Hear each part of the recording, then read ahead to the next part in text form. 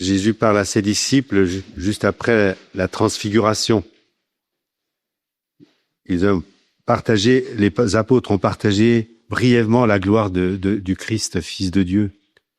Ils sont déconcertés. Ils ne comprennent pas que le Messie soit venu avant le prophète Élie qui devait tout préparer. Mais Jésus leur affirme que la préparation a déjà eu lieu. Je vous le déclare, Élie est déjà venu. On reconnaît effectivement Saint Jean-Baptiste, qui a préparé la route.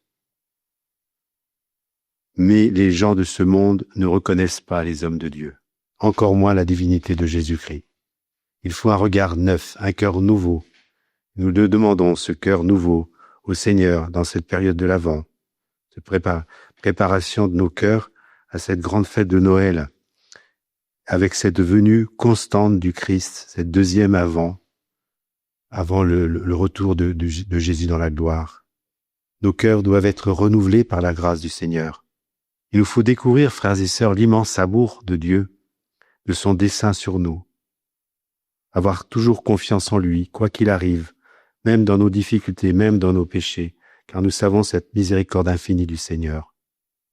Jésus vient en nous, vient sans cesse en nous.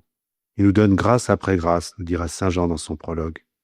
Demandons à la mère de Jésus, à Sainte Lucie, que fait-on aujourd'hui, d'intercéder pour qu'en ces temps difficiles que nous traversons, ne manquent pas les messagers de la bonne nouvelle du salut. C'est le salut qui commence déjà dans la sainte nativité de Jésus.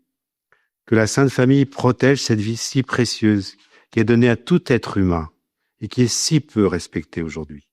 Prions pour les petits, les malades, les pauvres, tous ceux que nous voulons secourir, frères et sœurs, à l'exemple peut-être, même si, bien sûr, ne le béatifions pas, mais le Père Jean Masneau, parce que tout ce qu'on a été dit sur lui était très beau hier, pour ceux qui ont pu participer à ses funérailles, et bien que tous ces saints connus ou inconnus, même si je ne le béatifie pas, mais néanmoins, nous nous recommandons à lui. Nous prions pour lui, parce que je célèbre la messe pour lui.